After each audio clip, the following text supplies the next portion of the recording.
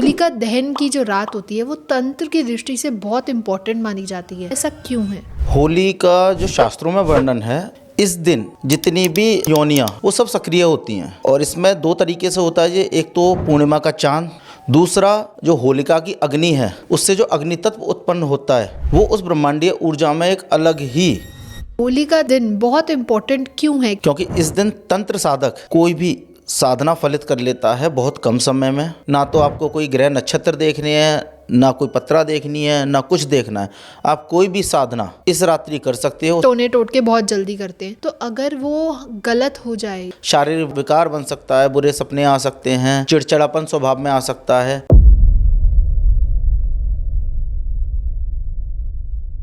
होली रंगों का त्योहार, मस्ती का त्योहार, उत्साह का त्योहार। इस दिन बिछड़े भी मिल जाते हैं, लेकिन ये दिन एक तांत्रिक की दृष्टि में भी बहुत संवेदनशील होता है, बहुत इम्पोर्टेंट होता है। इस दिन बहुत सी ऊर्जाएं उत्पन्न होती हैं, जागृत होती हैं, जिन्हें कंट्रोल किया जा सकता है, जिनकी साधनाएं बहुत आराम से सिद्ध भी की जा सकती हैं। तो आज हम इन्हीं सब पे बात करेंगे कि कोई की भी, जैसे हम होलिका दहन पे बेसिकली छोटे छोटे टोटके करते हैं, तो क्या गलत टोटका हमारी लाइफ को ख़राब भी कर सकता है, हमें और प्रॉब्लम्स में भी डाल सकता है? आज का जो टॉपिक है वो बहुत ज़्यादा इंटरेस्टिंग है, येट होली आने वाली है तो आप लोगों के लिए बहुत इम्पॉर्टेंट भी है कि क्या आपको करना चाहिए और क्या नहीं। और होली की रात, जो होलिका दहन की रात होती है, वो तंत्र की दृष्टि में बहुत इम्पॉर्टेंट होती है। तो उसमें कौन कौन सी सावधानी बरतें ताकि आपको आगे प्रॉब्लम्स ना मिले। चलिए सर से ही जानते हैं कि क्या होता है होली पे राज। वेलकम सर, कैसे हैं आप? एकदम बढ़िया सर, होली की रात, जो हम बेसिकली कहें होलिका दहन की जो रात होती है, वो तंत्र की दृष्टि से बहुत इम्पोर्टेंट मानी जाती है। तो थोड़ा सा उसके बारे में हम जानना चाहते हैं कि वो ऐसा क्यों है। होली का जो शास्त्रों में वर्णन है, होली हुआ, दिवाली हुआ, ये महापर्वों में एक होते हैं। इस दिन जितनी भी हम कह सकते हैं योनियां जी, जो इंसान के अलावा ब्रह्मांड में मौजूद है वो सब सक्रिय होती हैं। अच्छा। और इसमें दो तरीके से होता है। ये एक तो पूर्णिमा का चांद, होली पूर्णिमा की रात होती है, तो चंद्रमा की जो 16 कलाएं हैं वो पूरी अपने चरम पर होती हैं। अच्छा दूसरा जो होलिका की अग्नि है जी, उससे जो अग्नि तत्व उत्पन्न होता है वो उस ब्रह्मांडीय ऊर्जा में एक अलग ही माहौल बना देता है। तांत्रिक इस दिन का बेसब्री से इंतजार इसलिए करते हैं, सारी शक्तियां उस दिन एक्टिव होती हैं। इस रात्रि की गई कोई भी साधना निष्फल नहीं जाती यदि आप किसी योग्य गुरु के मार्गदर्शन से कर रहे हो तो। अच्छा। क्योंकि यहाँ दोहरी ऊर्जा बनती है ब्रह्मांड में, एक चंद्रमा की 16 कलाओं की ऊर्जा, दूसरा होलिका तत्व जो अग्नि तत्व है वो जागृत होता है। इसलिए ये विशेष तांत्रिक साधनाओं के लिए होलिका पर विशेष माना जाता है। ओके, तो बाकी दिनों से, सामान्य दिनों से होली का दिन बहुत इम्पोर्टेंट क्यों है, क्यों अलग है ये? क्योंकि इस दिन तंत्र साधक कोई भी साधना फलित कर लेता है बहुत कम समय में और बहुत जल्दी। अच्छा। जिस साधना को करने में उससे 21 दिन, 41 दिन या कहें अधिक लग सकता है, उसकी अपेक्षा वो होली पर अगर उस साधना को कर रहा है तो वो 1 दिन में या 3 दिन में ही सफलता प्राप्त कर लेता है। अच्छा। इसलिए इसका महत्व और ज़्यादा बढ़ जाता है। क्योंकि इस दिन सारे, ना तो आपको कोई ग्रह नक्षत्र देखने हैं, ना कोई पत्रा देखनी है, ना कुछ देखना है। आप कोई भी साधना इस रात्रि कर सकते हो, उसमें सफलता प्राप्त हो जाती है। तो सर, जैसे कि नज़र हो गई, किसी ने उतारा करना हो, तो होली के दिन बहुत ज़्यादा होता है, होली की रात को बेसिकली।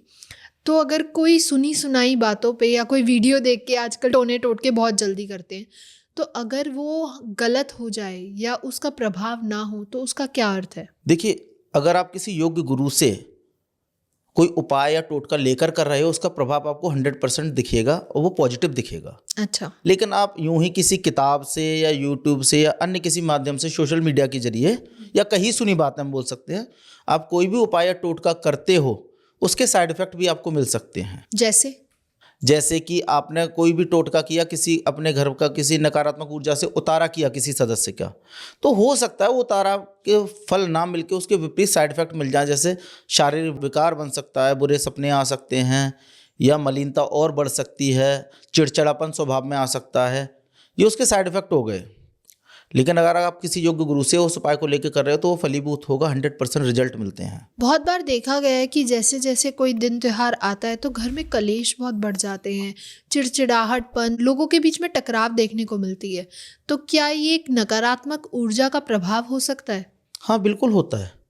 कभी कभी जो निगेटिविटी होती है हमारे घर में या व्यक्ति विशेष के साथ में, जी। उसे पता है कि आने वाली ये तिथि पर, जैसे हम बोलते हैं ना अमावस्या की तिथि आ रही है, तो जो निगेटिविटी है वो और बढ़ती जाती है। अच्छा। अगर वो किसी इंसान के साथ है तो उस पर हावी होना शुरू कर देगी, और अमावस्या के बाद में धीरे धीरे वो डाउन होना शुरू हो जाता है उसका असर। ठीक है। ऐसे ही होली का जो तंत्र का जो त्यौहार है या होली जो तंत्र की तिथि है, उस रात को सारी शक्तियाँ एक्टिव होती हैं, तो कहीं ना कहीं जो निगेटिविटी होगी वो अपने चरम पर पहुँचती है। ठीक है। इसलिए सारे विकार बन जाते हैं, आपसी मतभेद नहीं मिलते हैं। या एक दूसरा तरीका ये है, या दूसरा हम ये कह सकते हैं कि त्यौहार आते ही घर में खर्चे बढ़ जाते हैं। हाँ। तो एक जो होता है ना कि एक सीमित आय वाला परिवार है, संसाधन जो सीमित है उसके लिए वो बजट डगमगा जाता है, तो कहीं ना कहीं घर में छोटे मोटे खर्चों को लेके भी काय कलेश हो जाते हैं। तो यहाँ दोनों चीजें मैटर करती हैं, आपका जो सामाजिक पारिवारिक अध्याय है वो भी और तंत्र भी। तो सर, क्या बिना किसी गुरु मार्गदर्शन के या गुरु दीक्षा के बिना अगर कोई साधक साधना करता है तो क्या ये जोखिम भरी हो सकती है?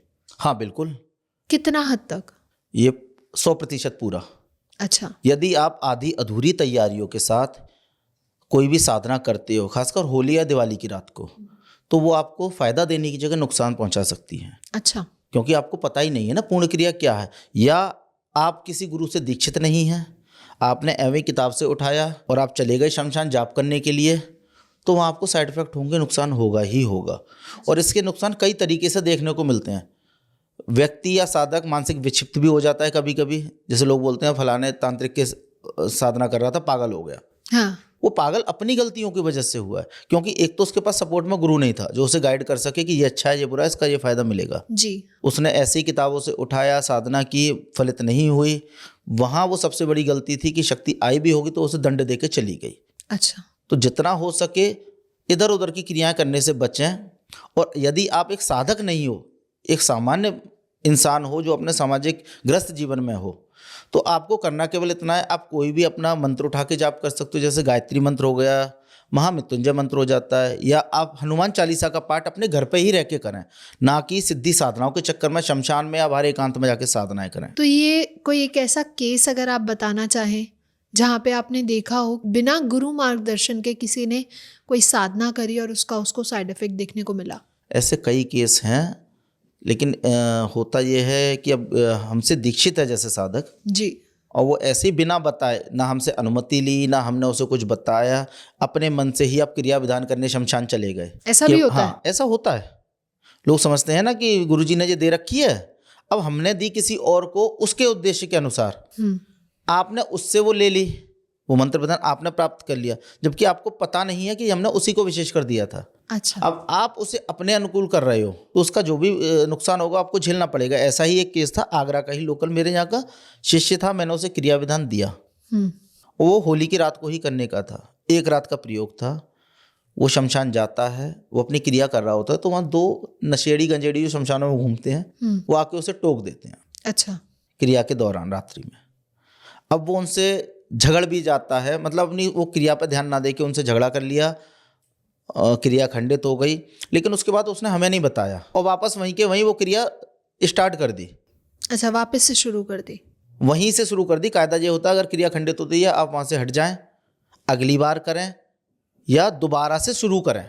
लेकिन उसने वहीं से जहाँ से वो छूटी थी वहीं से उसे पुनः शुरू कर दिया। अच्छा। तो क्रिया खंडित हो गई, लेकिन शमशान था, शक्तियाँ विचरण कर रही थी, क्योंकि होली दिवाली की रात को सारी शक्तियाँ एक्टिव होती हैं, शक्तियाँ विचरण कर रही थी।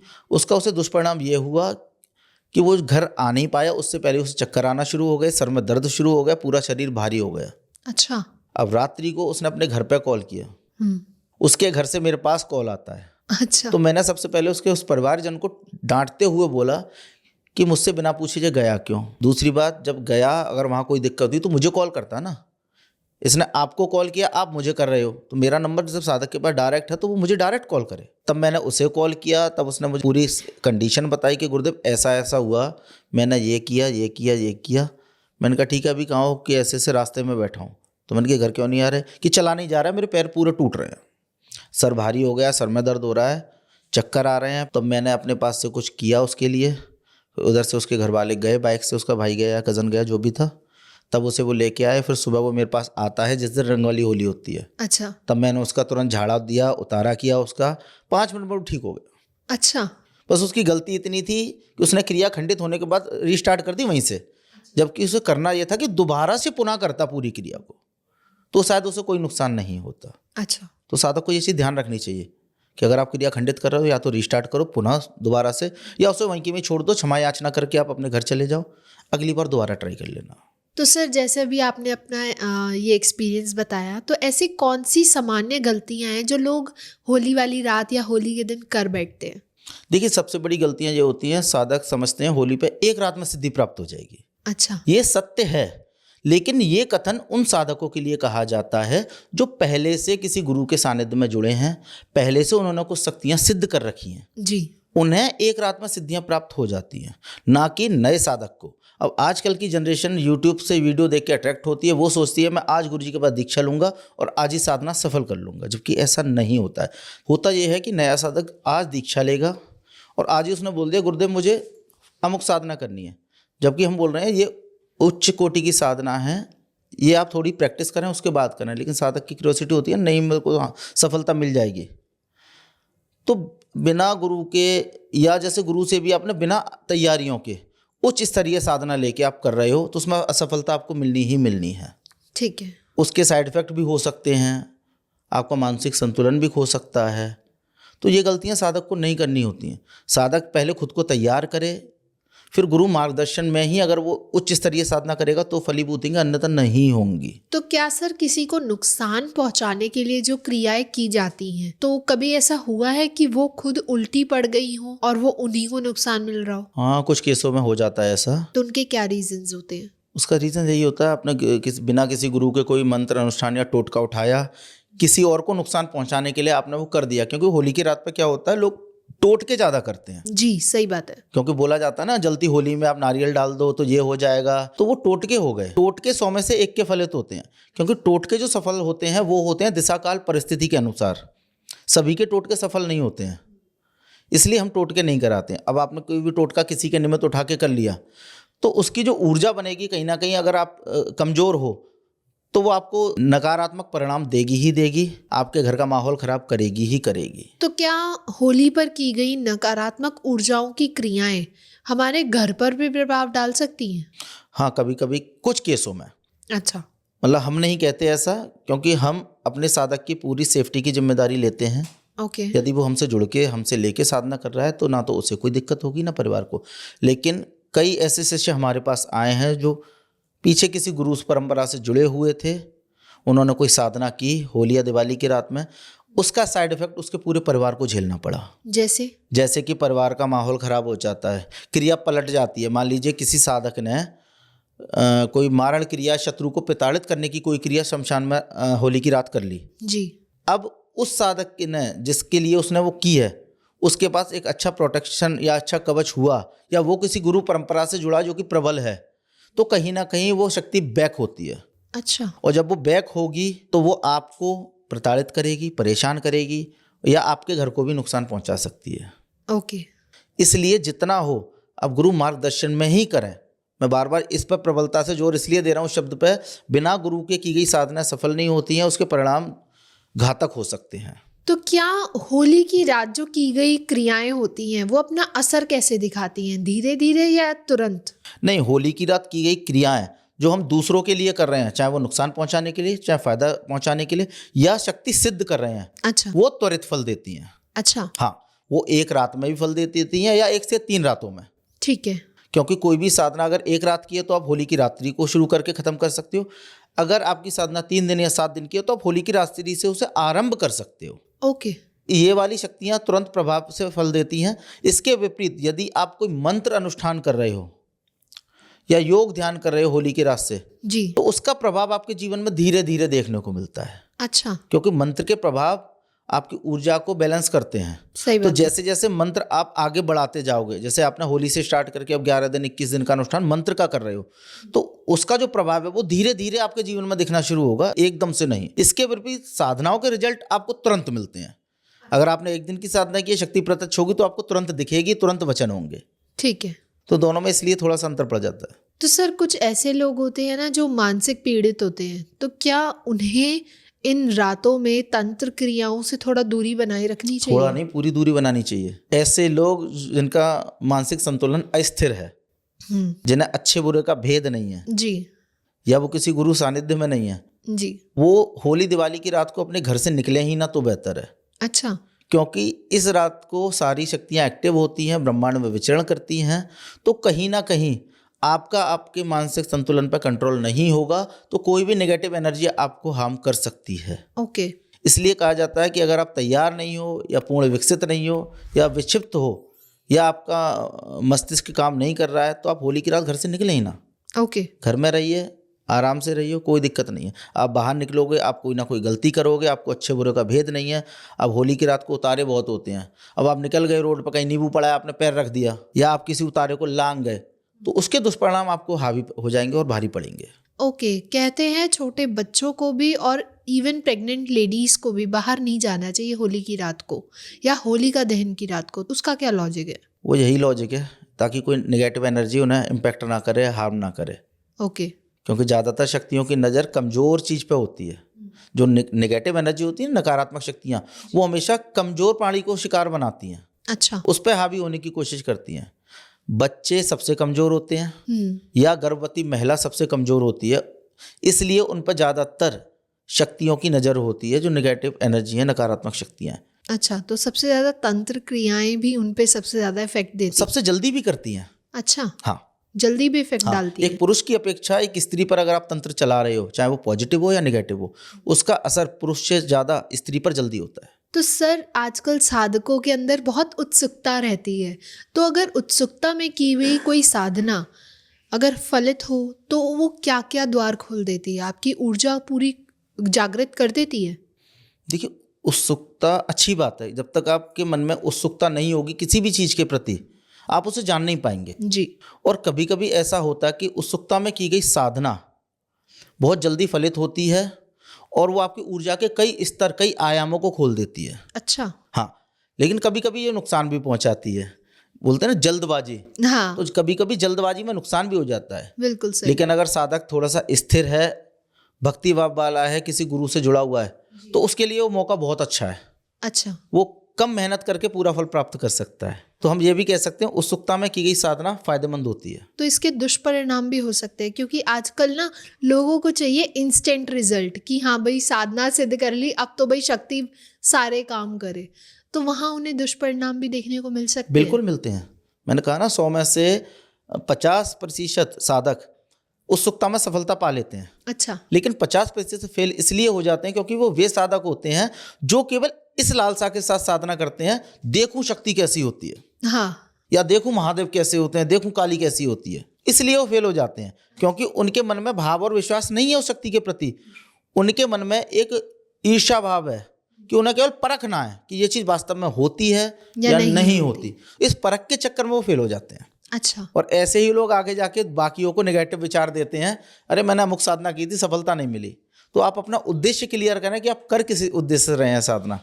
आपने वहाँ शक्ति को नीचा दिखाने की कोशिश की, इसलिए शक्ति आपके सामने नहीं है। एक साधना बिना उद्देश्य के फलित होगी कैसे? जब तक आप कोई उद्देश्य तय ही नहीं करोगे, लक्ष्य तय ही नहीं करोगे, तब तक आपको उसका रिजल्ट नहीं मिलेगा। इसीलिए हमारे पूजा विधानों में संकल्प का विधान बताया है कि जब तक आप संकल्प नहीं लोगे, अब होता क्या है, हम संकल्प में प्रॉपर बोलते हैं कि अमुक गुरु द्वारा प्राप्त अमुक मंत्र का मैं इतने माला का जाप करूंगा, इसके बदले में मुझे धन मिले या भौतिक सुख मिले या मेरे संतान बाधा निवारण हो। हम शक्ति को बताते हैं, तो शक्ति जब हमें उसका रिजल्ट देती है, परिणाम देती है, तो हमें पता है हमने अमुक शक्ति के लिए ये चीज़ की थी और बोला था, उसका परिणाम हमें प्राप्त हुआ है। लेकिन यदि हम संकल्प नहीं लेंगे, शक्ति को एक लक्ष्य बताएंगे नहीं, तो शक्ति कब हमें फल दे कब ना दे, जो वो तय करेगी, हम नहीं। तो लालसा और जिज्ञासा में की हुई शक्तियाँ या साधना भी फलित होती हैं? बिल्कुल होती है। बिना लालच के कोई शक्ति सामने नहीं आती? नहीं, सबका लालच होता है, बिना लालच के तो कोई साधना करेगा ही नहीं। अच्छा। लालच लेके ही साधना की जाती है। आप बिना लालच के साधना करोगे ही नहीं। यदि आपके अंदर कोई लालच है ही नहीं तो आप शक्ति की साधना कर क्यों रहे हो? चाहिए क्या फिर आपको? समर्पण।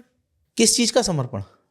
समर्पण मन का होता है, अपने विकारों का होता है। वो तो आप किसी भी मंदिर में जाके संकल्प लेके कि आज से मैं अपनी ये बुराई त्याग रहा हूं, आप त्याग कर सकते हो। उसके लिए आपको शक्ति खड़ी क्यों करनी है फिर? बहुत सी जगह आपने देखा होगा, लोग शराब पीते हैं जैसे, तो वो शराब की बोतल ले जाते हैं, हाथ में रख के संकल्प लेते हैं कि महाराज आज से मैं शराब नहीं पीऊंगा, ये मैं छोड़ के जा रहा हूं, तो वो छोड़ देते हैं, वो समर्पण हो गया। लेकिन आपको शराब छोड़ने के लिए फिर भैरव को खड़ा क्यों करना है? तो सर, अगर किसी ने गलती से कुछ गलत क्रियाएं कर ली तो क्या उसको संतुलित किया जा सकता है? हाँ बिल्कुल, हमारे यहाँ हर एक मंत्र के साथ क्षमा विधान भी होता है। अच्छा। यदि आप कोई गलत क्रिया कर लेते हो या मंत्र विधान गलत कर लेते हो, खासकर होली दिवाली की रात्रियों को, जो हम जिसे बोलते हैं कि गलत अनुष्ठान कर देना, जी। तो उसे आप सुधार भी कर सकते हो। उसके लिए ज़रूरी है कि सबसे पहले आपने जिस शक्ति के निमित्त वो साधना या अनुष्ठान किया है, आप उससे गलती के लिए क्षमा मांगें। ठीक है। यदि आपको पता है आपने क्या गलती की है तो। इसके विपरीत यदि आपको उस अनुष्ठान के खत्म होने के बाद में कोई दुष्परिणाम दिख रहा है खुद के ऊपर या परिवार में, तो आप उसके लिए भी अपने इष्ट से प्रार्थना कर सकते हो। या जैसे हम बोलते हैं रंग वाली होली धुलेली, उस दिन आप सुबह पानी में नमक डाल के पोंछा लगाइए पूरे घर में। उससे होता ये है, जितनी भी रात्रिकालीन जो नेगेटिविटी होती है घर में मौजूद, वो सारी बाहर निकल जाती है। या फिर आपको पता है आपने रात को ये अनुष्ठान किया है, इसके दुष्परिणाम से घर में ऐसा माहौल बना है, तो आप घर में अभिमंत्रित धूनी का धूना भी दे सकते हो। अच्छा। उससे वातावरण पूरा शुद्ध हो जाता है।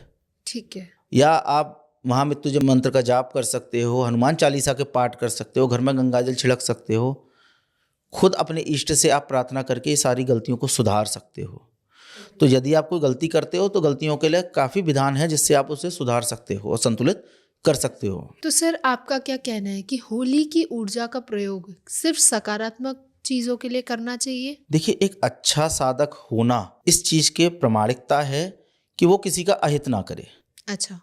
अब होली की रात पे आपने साधना सिद्धि की है, होते तो दोनों ही उद्देश्य हैं साधक के, अच्छा भी बुरा भी। आप अच्छे बन के कभी रह नहीं पाओगे तो बुराई आपके अंदर रहेगी ही रहेगी। अच्छा। आप कितने भी अच्छे बनने की कोशिश करो, 100 में से 10 लोग आपकी बुराई करेंगे ही करेंगे। बिल्कुल सही। तो आप सबके लिए समान नहीं रह सकते ना। तो उसका यही है कि आप पॉजिटिव नेगेटिव दोनों चीज़ कर सकते हो। परिणाम आपको अपने हिसाब से मिलेगा, या जिस शक्ति की आप कर रहे हो वो आपको परिणाम कैसे दे रही है वो इस पर निर्भर करता है। तो इस दिन अगर हम आपसे जानना चाहें कि कोई सकारात्मक साधनाएं अगर आप कोई बताना चाहें तो वो कौन कौन सी कोई कर सकता है? देखिए, एक साधारण व्यक्ति के लिए जो चाहे तंत्र से दीक्षित हो या ना हो, वो गृहस्थ में हो चाहे वैरागी हो, अगर वो होली की रात को कुछ करना चाहता है तो वो हनुमान चालीसा के पाठ करे। अच्छा। गायत्री मंत्र का पाठ करे, ओम नमः शिवाय का जाप कर सकता है, अपने इष्ट के मंत्रों का जाप कर सकता है। और जितना हो सके आप ये सारी चीज़ें घर में रह के कर सकते हो, परिवार में रह के कर सकते हो। अच्छा। आपको ज़रूरी है कि आप होली की रात को घर से बाहर ना निकलें। ओके। क्योंकि होली की रात में होता क्या, अक्सर घूमने निकल जाते हैं लोग कि मार्केट देख के आए क्या, तो वहाँ पर कुछ गलती कर देते हैं। क्योंकि उस रात को बहुत तंत्र मंत्र चलता है, टोने टोटके चलते हैं। अब आपको नहीं पता आपने कब किसे लांग दिया। सही बात है। ज़्यादातर चौराहों पर ये सारी चीज़ें होती हैं।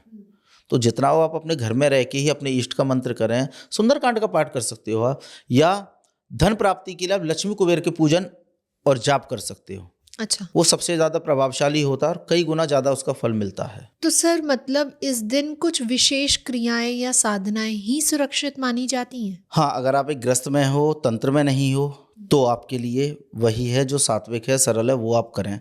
ठीक है। क्योंकि साधना केवल तंत्र साधक के लिए होती हैं। अगर आप ग्रस्त में हो, साधारण हो, तो आपको करना ये चाहिए, आप स्नान आदि से निवृत्त होकर शाम को जब होली का पूजन होता है, आप अपने साथ घर से गुड़, चने, साबुत, सप्त धान, सप्त अनाज जैसे बोलते हैं वो लेकर जाएं। या बहुत से लोग नारियल लेकर जाते हैं जी। ताकि पूजन के बाद उसे अपने सर से उसार के अपनी सारी जो बोलते हैं नकारात्मक ऊर्जा को उस नारियल में अवशोषित करा के उसे परिक्रमा जब होलिका की करते हैं उसमें आहुति दे देते हैं। जी। ताकि इससे उनके मन में ये विचार आता है कि हमारे ऊपर कोई भी नेगेटिव एनर्जी थी वो जल के खत्म हो गई। ऐसे ही यदि आप घर में खुशहाली चाहते हो तो आप साबुत सप्त अनाज लें, आप परिक्रमा के दौरान होलिका में उसकी आहुतियाँ देते जाएं। अच्छा। अन्नपूर्णा देवी के नाम से। जी। तो उससे आपके घर में कभी भी धन धान्य के भंडारों में कमी नहीं आएगी, हमेशा भरे रहते हैं। ओके। या आप रात्रि में बैठ के एकांत में घर के देवालय में बैठ के लक्ष्मी कुबेर के मंत्रों का जाप कर सकते हो।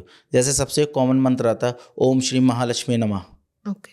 आप इसका जाप कर सकते हो, इससे आपको धन की प्राप्ति होती है।